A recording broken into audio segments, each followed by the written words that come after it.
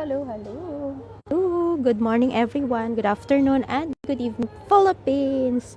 Good evening na pala sa Philippines, no? Daan lang kayo dyan ha, basahin ko ang inyong mga messages. Ayan.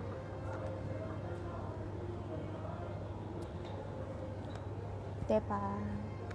Makipagtsikahan tayo hanggang sa maubos ang ating mga lakas. Sabi ganun eh. Magtsikahan tayo.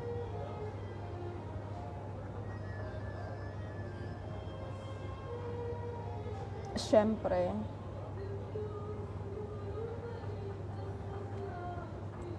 silipin natin dito. Lahat po ng dadaan ay aking susuportahan at the same time.